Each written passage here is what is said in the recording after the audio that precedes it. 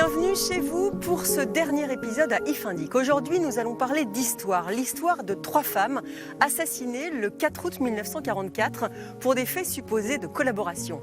Depuis quelques années, des habitants veulent réhabiliter leur mémoire.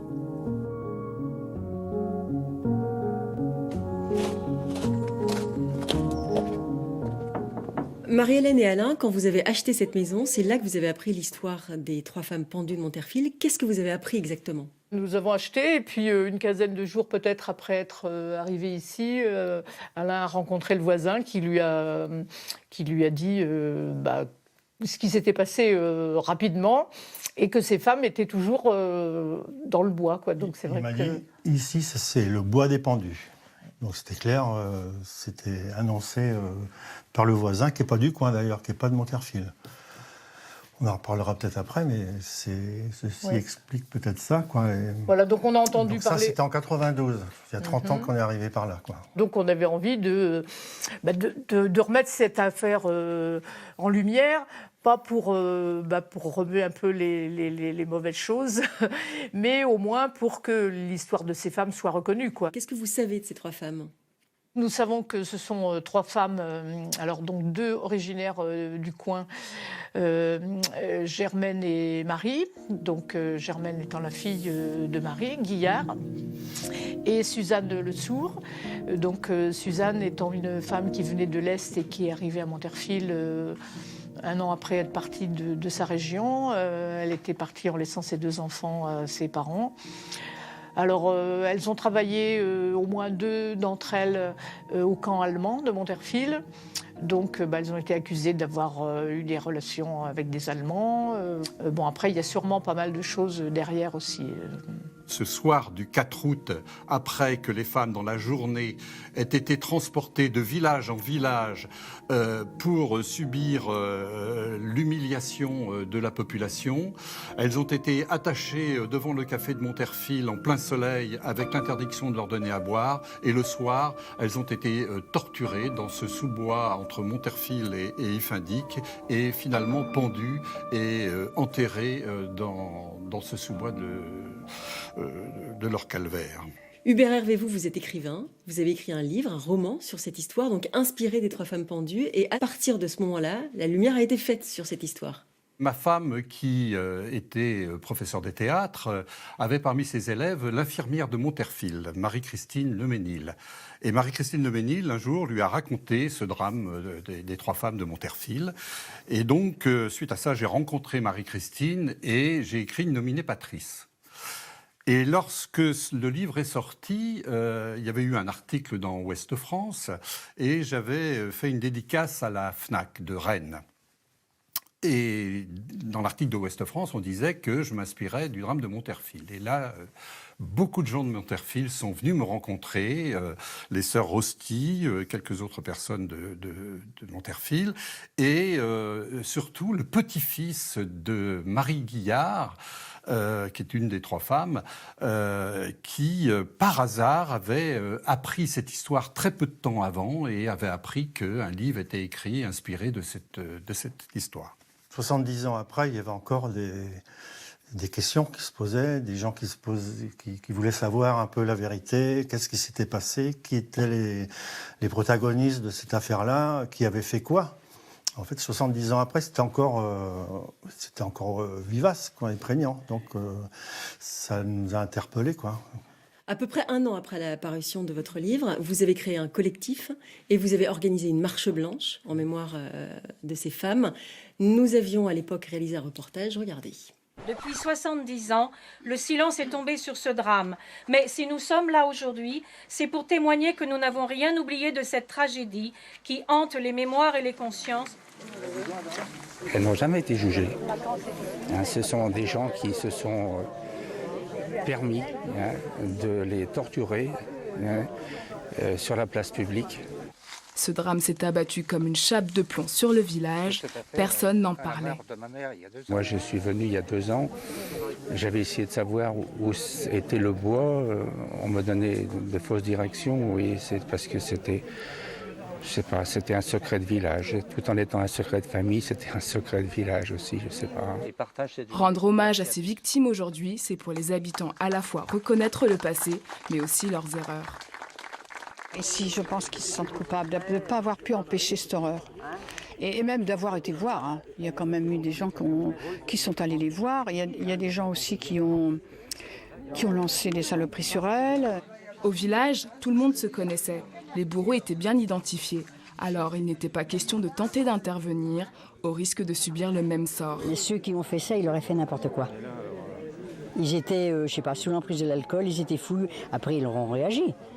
Qu'ils avaient peut-être mal travaillé, mais quelqu'un aurait voulu intervenir, il serait venu, je ne sais pas si on leur en aurait pas fait autant. C'est ça que les gens ont eu peur de la commune.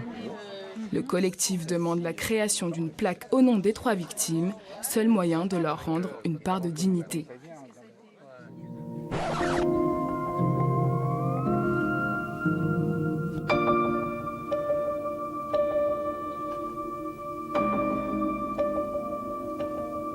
Nous nous retrouvons à l'endroit où votre collectif a fait apposer cette plaque.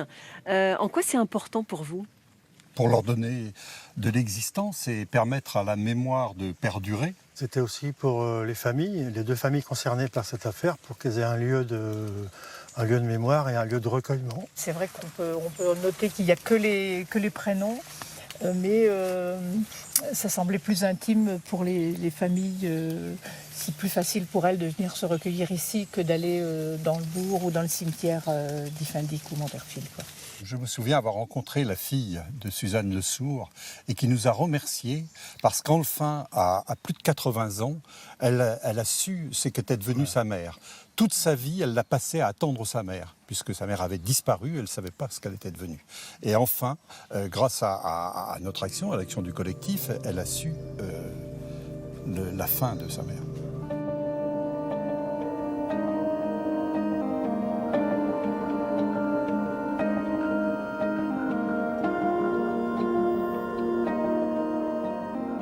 Le sort des femmes pendues de Monterfil a donc été enfoui dans la mémoire collective et ressorti il y a à peine 10 ans.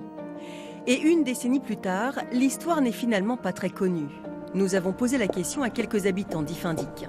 Toi, du haut de tes 13 ans, est-ce que tu as déjà entendu parler de ça ou jamais ? Bah oui, des fois, mais pas vraiment. Raconte-moi ce que tu sais de ce truc. Bah pas grand-chose. Pas trop, quoi. Pas ma génération à moi, plutôt l'époque de mon papa, peut-être plus, mais voilà, je pourrais pas vous en dire plus. Nous avons aussi parlé des femmes pendues au comptoir du bar PMU d'Iffindic.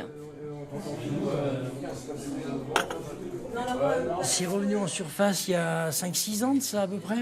Ouais, c'est vrai on en reparlait des fois, ça dépend des mouvements, mais on n'a pas d'informations précises là-dessus. Elles sont pendues toutes seules ou on les a aidées ? Non, pendant l'après-guerre. Ah oui, après-guerre. Ouais. C'est particulier, ouais. On n'a jamais eu le fameux de l'histoire. S'il fallait ressortir toutes les histoires de la guerre, de l'après-guerre et tout ça. C'est pas évident. Non. Plusieurs hommages officiels ont été rendus ces dernières années. En 2016, une plaque est scellée, cette fois sur le monument aux morts de Monterfil. Les noms des 3 femmes sont inscrits. Ils jouxtent ceux des morts pour la France. La même année, lors des cérémonies du 8 mai, une autre action de réhabilitation officielle a lieu à Iffindic. C'est la 3e plaque qui porte le nom de ces femmes. Elle est apposée dans le cimetière de la ville. C'est rendre hommage à 3 femmes victimes de l'épuration.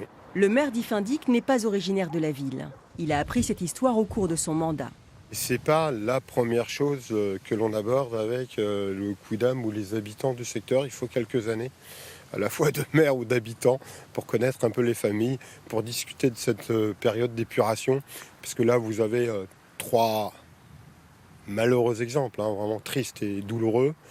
Il y en a eu d'autres. Il y en a eu d'autres sur ce secteur. L'an prochain, le collectif des pendus de Monterfil devrait organiser une nouvelle commémoration, 80 ans après la mort des 3 femmes. J'ai rendez-vous maintenant avec Fabien Lostec, historien. Il a écrit une thèse sur les femmes condamnées à mort pour fait de collaboration à la libération en France. Fabien Lostec, qu'est-ce qui explique ce silence à Monterfil et Iffindic ? En fait, l'épuration est un événement qui est mal passé, qui a une mémoire assez traumatisante. Et effectivement, eh bien, les cas que l'on voit ressurgir aujourd'hui, donc en gros depuis une vingtaine d'années, depuis le début des années 2000, c'est souvent des événements qui ressortent à la faveur de témoignages de fils ou encore plus de petits-fils ou de petites-filles d'épurés. Ce qui est sûr, c'est que les tontes ont laissé, il y a beaucoup de résistants qui ont témoigné après et qui disaient que certaines tondues ne le méritaient sans doute pas, qu'il aurait fallu procéder autrement. Mais il faut remettre ces événements dans le contexte de l'époque, c'est-à-dire une libération après 4 années d'occupation qui ont été très difficiles, avec des rationnements, avec des violences, et surtout des violences qui se sont multipliées de la part des Allemands et aussi des auxiliaires français qui aidaient les Allemands, les collaborationnistes, des violences qui se sont multipliées au cours des derniers mois et des dernières semaines de l'occupation. Donc forcément, quand la libération advient, il y a une tension énorme et une explosion des sentiments, en quelque sorte. Et c'est ce qui fait la caractéristique de la libération, un moment de joie très important, mais aussi un moment de violence, puisqu'on veut, entre guillemets, alors c'est un terme qui a souvent été utilisé, régler des comptes avec ceux qu'on suspectait d'avoir aidé les Allemands, d'avoir dénoncé, ou, comme certaines femmes, d'avoir couché avec l'occupant. La mémoire collective retient de cette période essentiellement les femmes tondues, mais il y a eu évidemment d'autres choses pendant l'épuration. La tonte a pu être conjuguée à d'autres formes d'épuration, comme par exemple les exécutions sommaires. Donc là, on en compte pratiquement 600 à l'échelle de la Bretagne. Et parmi ces 600 exécutions sommaires, on compte un tiers de femmes, donc ce qui est une proportion assez considérable. D'autres femmes ont pu aussi être tondues et jugées légalement. Et puis, certaines femmes ont tout simplement été exécutées sans être tondues ou jugées sans être tondues. Donc vous voyez, l'épuration, elle est diverse, elle est multiple, elle ne concerne pas simplement la tonte. Il y a d'autres cas similaires à Iffindic et Monterfil en Bretagne. Des travaux ont déjà été menés. On peut évoquer notamment l'ouvrage de Grégoire Kaufmann, Hôtel de Bretagne, qui s'intéresse à l'exécution sommaire d'une femme à la limite du Finistère et du Morbihan, à Lanvénégin pour être précis. Et d'autres cas sont actuellement débroussaillés, on va dire ça comme ça, notamment dans le Morbihan par des journalistes ou des historiens. Merci Fabien Lostec, c'est vous qui terminez cette série sur Iffindic. Et merci à vous de nous avoir suivis toute cette semaine. Très bonne soirée sur France 3 Bretagne.